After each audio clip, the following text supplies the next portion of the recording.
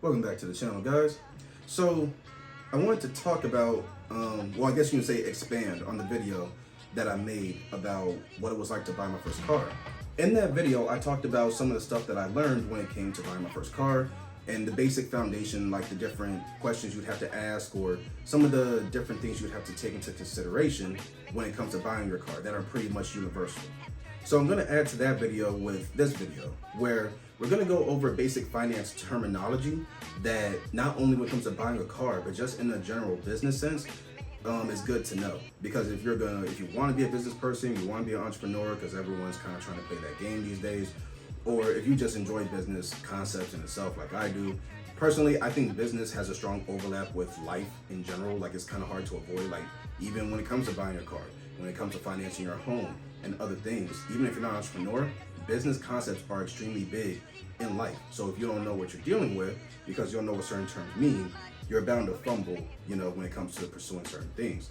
So this video is going to be a little more just vocabulary and just basic terminology that is more on the finance side of things, but they still very much have a place in our adult lives.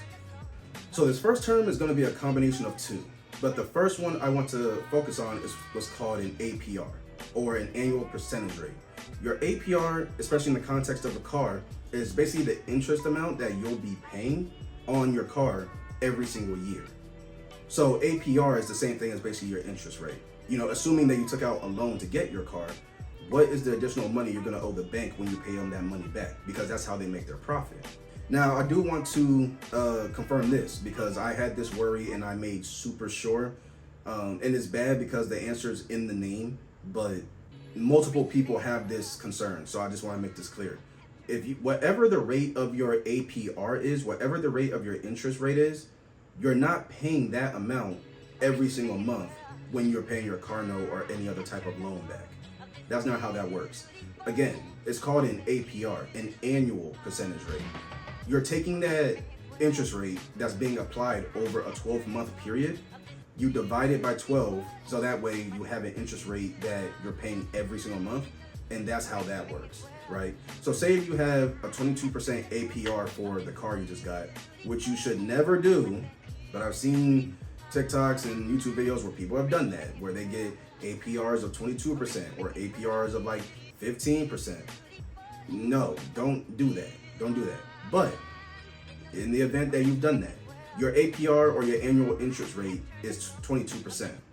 You're not paying 22% of interest on your car note every single month. So say if your car note is miraculously only $100 a month and you multiply 22% to that $100, then you will be paying $122 every month.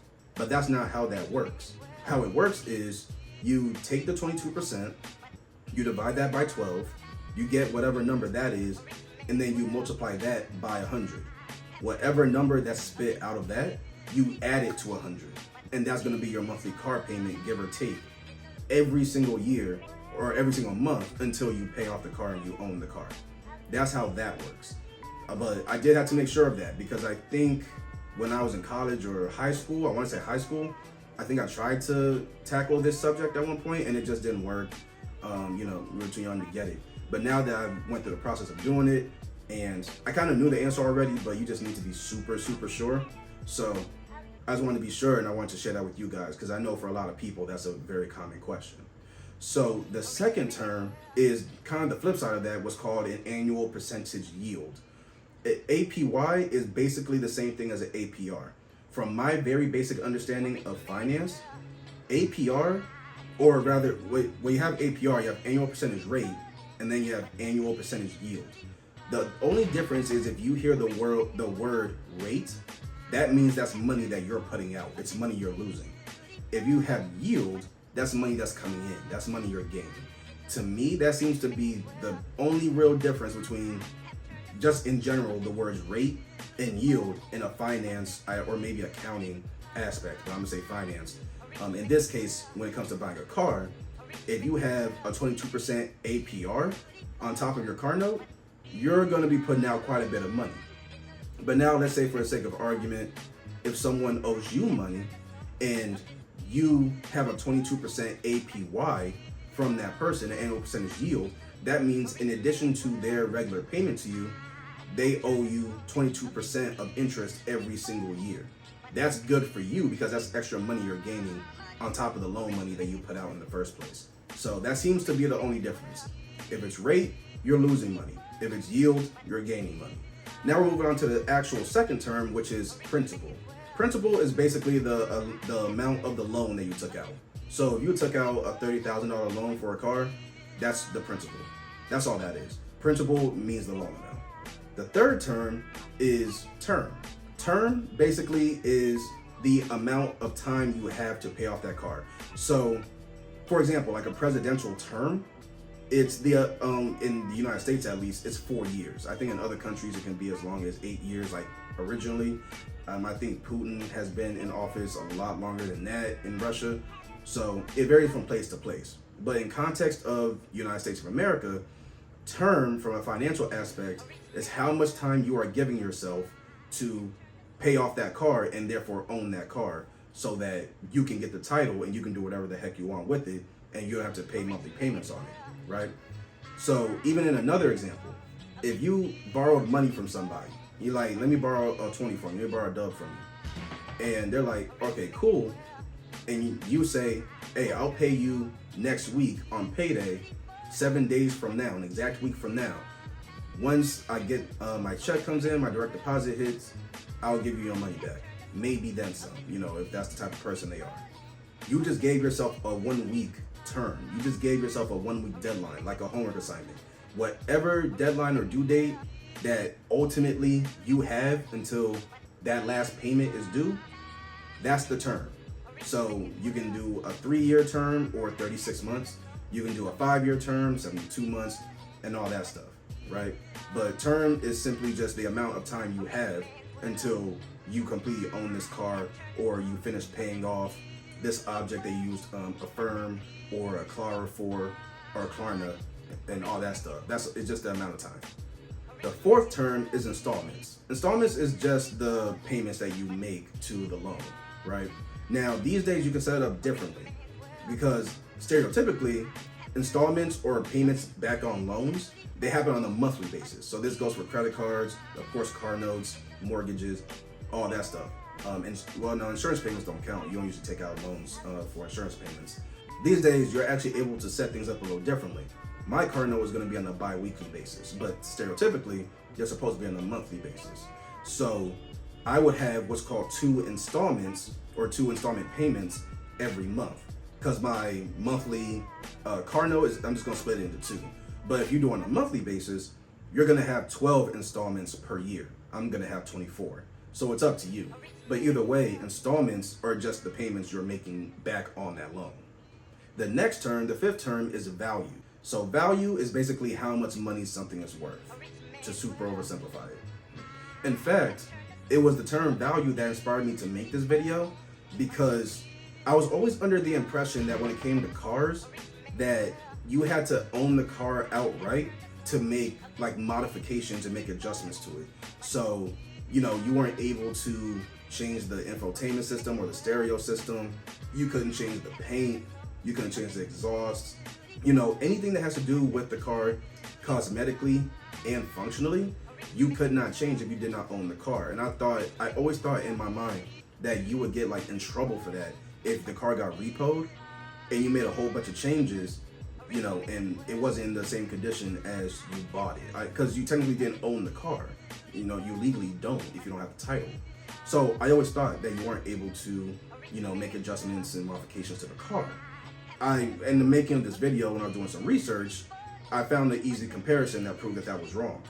The mass majority of people, at least initially, do not own their houses. But people can buy houses with loans and stuff involved. And they can start breaking down walls and stuff and, making modifications to the house all willy-nilly and then sell it back, or they get foreclosed on. But, that's its own issue in itself, but they don't get in trouble for making changes to the house. Apparently, the car is the same thing. So you can have a loan out on the car and still change the exhaust. You can change the color, you can get it wrapped, you can get it tinted, of course, that's, normal. You can make adjustments to maybe the seats, maybe you take out the stock seats and you put in like bucket seats instead. You know, you change the lighting, all that stuff. The speakers, you can change all of that. It's just if that car was to get repoed because you fall behind on your payments, it's not so much you'll get in trouble as much as you just washed a lot of money down the drain that now the dealership is going to be able to make some type of money off of because you just added value to the car. Well, presumed value. It's shaky. It's a matter of perspective. What's valuable to one person may not necessarily be valuable to somebody else. So if you change, I want to say the exhaust on a car, because I'm not a car guy. So if you change the exhaust on a car, and in result, it makes, like, whenever it revs up, it gets super, super, super loud, like a sports car, like a Lamborghini or something like that. To some people, that's pretty cool, especially if they be racing on the freeways and stuff. But to some other people, especially in a quiet neighborhood like the one I live in, that might be very problematic. And if someone's like, well, I have to take this thing home every night, but I get off late at work at 10, 11, midnight, I'm not trying to wake up the whole neighborhood every time I pull in. To them, that's not going to be very valuable. So they may pass on your car altogether, or is it not going to be as valuable? And if you lower the price, they may be willing to deal with it and then put money into it later to return it to a condition that works for them. So it's a matter of perspective there. It's a bit of a guessing game. Don't look at it as just because you make changes to the car that you're automatically, putting value into it. Even if the changes that you make are expensive, that doesn't automatically mean that you get to up the price on the car and then try to sell it and make a profit. It's a matter of perspective. Again, what's valuable to one person may not work for somebody else. In this type of neighborhood, a super loud car wouldn't necessarily be welcome. But if you were to go to certain parts of California, Calabasas or something like that, you got a bunch of millionaires and all that stuff. I'm sure many of them got loud super sports cars, all that stuff. Then it may not bother them because it's like that's the name of the game. Like people get rich to get the loudest Corvettes, Lamborghinis, Ferraris, and all that stuff. It's nothing new. So they may be willing to pay top dollar for the car that you modified. But if you're like in the country or in a place that's just a lot more quiet, probably not. All right, and the last term I want to touch on is equity. So to super oversimplify it, I define equity as basically your piece of the pie. And here's what I mean by that. This one, we're gonna spruce up the example just a bit. So we're gonna reference one of my favorite rappers. He's been one of my favorites since he broke out over 10 years ago, Joey Badass.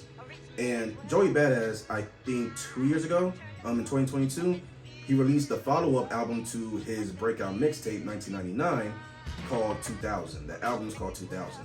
And he has this song called Make Me Feel, and he raps the following bars. You don't really lose on stocks, never, unless you take them out. Thinking about putting some equity in another house. When he made that bar, what he was saying is he's thinking about gaining, at minimum, partial ownership in another house. Now, whether or not that's literal in his life, none of my business. But the point still stands.